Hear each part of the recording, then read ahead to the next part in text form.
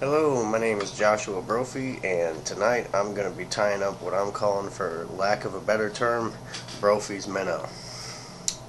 This is a fly that I designed while fishing the bat and kill and looking at all the minnows along the sides of the stream and watching the sunlight glisten off of them and looking at all the minnow patterns around and thinking, these don't look anything like what I'm supposed to be imitating.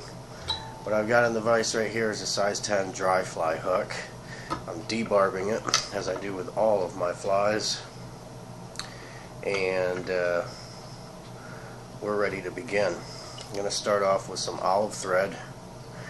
I believe this is 8/0. You can use whatever you like. I'm going to tie it in here on the hook and go down.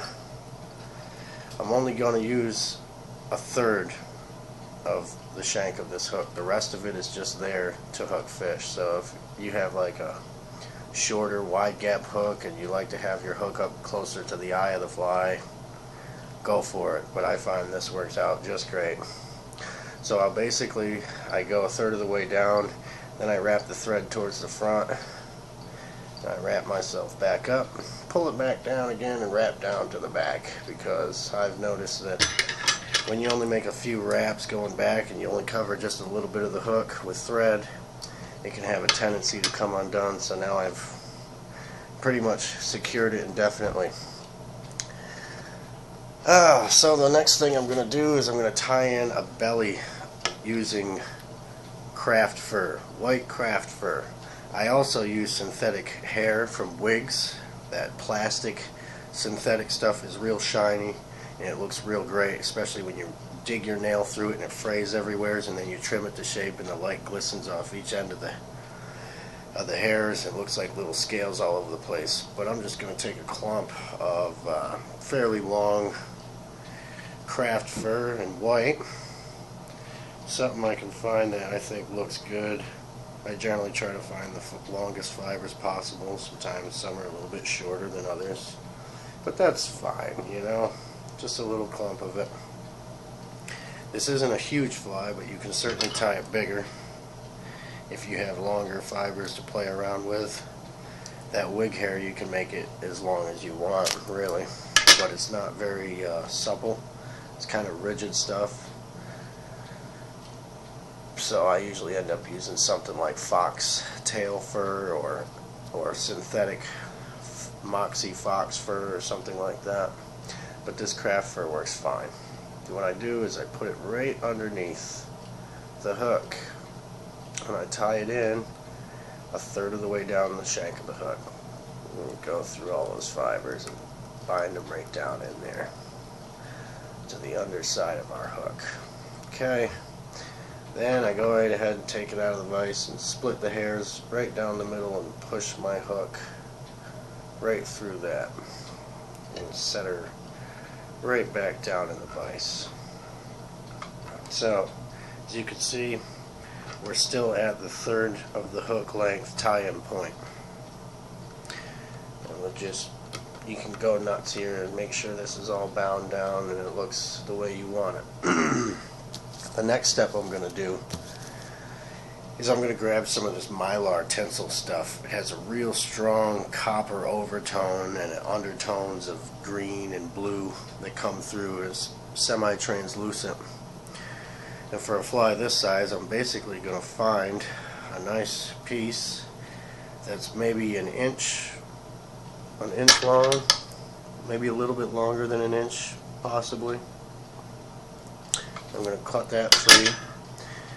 So now that I've got this little inch-long piece, I'm going to take it and fold it right over back onto itself, and even the tips right up if I can, pinch it, and I'm going to put a crease right into it.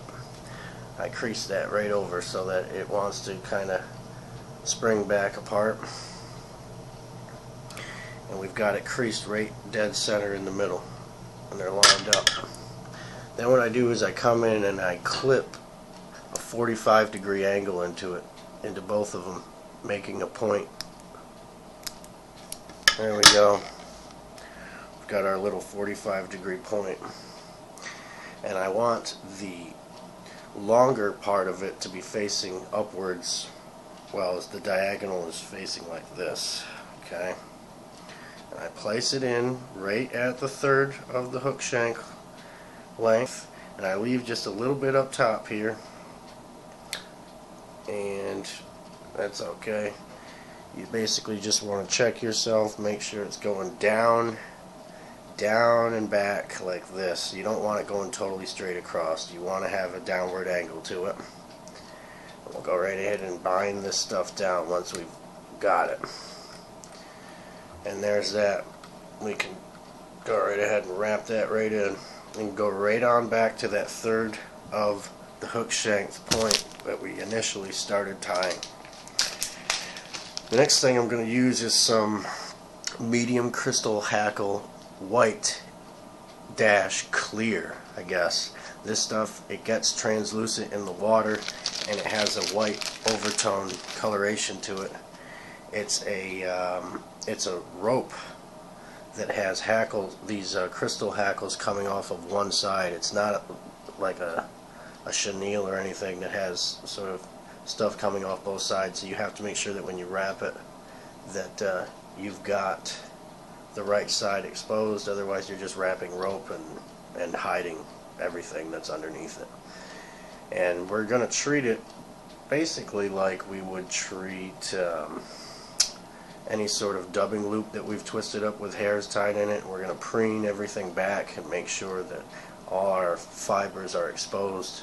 So I'm going to tie the rope in here, and now I'm going to leave my thread right here at the eye of the hook. I'll basically just throw a real quick half hitch in here to make sure the thread don't get away from me and do nothing crazy. And I'll basically pull my bobbin out of the way here, and we're going to begin to wrap. And with each wrap, we're going to want to make sure that these hairs are pointing back towards the back, and they're exposed. But don't worry about making it very very good looking yet, because these hairs are just going to kind of go wherever they want. The main goal is to just make sure that the hairs are facing outward and that you're getting the desired effect of having basically these things going all over the place. And we want to cover up all of our thread that we've got exposed here with this rope, so that when you look at it, all you can see is the white rope with these hackle fibers popping out all over the place. And these things are really cool. Light refracts right through all this stuff, and it takes that mylar strip and just carries the light right on through it, and it adds a nice shiny belly to our fly. So now that we've made quite a few wraps up into here, we're just going to cross our thread on it, bind it down. I'm going to get my bobbin back up in here so I can work with it. Take a good 2 or 3 wraps around it, 3 or 4 maybe, perhaps, and you'll see what we're going to do next here. So next I'm going to basically pull this stuff upwards so I can see what I'm doing and snip that rope away. We're done with that. Now comes the good part. I'm going to take this stuff and part it like Moses parted the Red Sea. I'm going to part it right down the middle, and I'm going to sort of pull it back. And now that it's parted and sort of pulled back, we're going to advance our thread with relatively loosely spaced wraps, not quite back to a third of the hook shank point. We'll let sort of the beginning parts of our hackles still be there, bushy and flaring out, because we're literally creating the belly of this minnow. We want it to be a little bit thicker and fuller, but all in all, the fibers are pointing back, and they're leaning back against this mylar strip we put in there, which is just going to go nuts on that stuff when it gets in the water. It looks real cool. Then we'll advance to about, I'd say, the middle of that section that we just made loose wraps on. I got a couple weird goofy fibers up here at the head from when I cut that rope off. I'm getting rid of. So now that that's done, I'm going to go ahead and grab some olive fox fibers. You can use craft fur and olive if you can find it, or brown. Sometimes I put in a black strip of fox fur for like a black nosed ace. And so we just get out an amount of this to put a top on here. That's all it is. Simple as can be. But man, I'm telling you what, I have caught so many big, and I mean big fish on flies that I've tied up in this exact pattern scheme. You could put some like darker olive foxtail fur, Arctic fox fur on there. That stuff's killer too. But right now we're just going to use this synthetic fox. You get yourself a clump that, I don't know, I'd say is about that thick in stature. You could go maybe a little bit thicker. Just find a piece that you're happy with. Go ahead and trim it off. And we're just throwing the top on this sucker. Now if it happens to be inclining to have sort of a taper, you want it to be longer towards the bottom and shorter towards the top. And you can even sort of tease it with your fingers like I'm doing now to kind of create that effect. And you basically want this stuff to end just a tad beyond where your white hairs are. Okay, so let me sort of pinch wrap this stuff here. I'll take a couple little loose turns on it and then bind it right down. This stuff is real easy to work with. It folds right under pressure. It's not going anywhere. And just form a head up here at the tip of your fly. And I always see these guys throwing eyeballs on their minnows, and they take all this time to glue in these goofy little eyes and all that. I haven't found that the trout really care, especially with an imitation this small. When they see that mylar belly flash and they see this thing dancing around and perhaps being stripped at 90-degree angles in front of them or just dangled in their face, they don't care. They're going to whack this thing. They're not going to sit there and look to make sure it's looking back at them. So I don't even really bother with putting eyeballs in there. Any loose hairs that are in here now that want to come out or whatever, pull them right out. If you feel a desire to perhaps trim the back of this synthetic hair, go ahead and do it. Synthetic hair is always going to be the same thickness no matter where you cut it at. If it was actual foxtail fibers, you wouldn't want to do that because they do come to a point. And in fact, I end up removing the long, thicker hairs that usually comes in those foxtail strips because they usually don't get dyed the same color and they're a little bit more coarse and they don't flow around quite as well. But whatever. So there's that. Last but not least here, we're going to throw in a whip finish. I threw in a couple half hitches for good luck.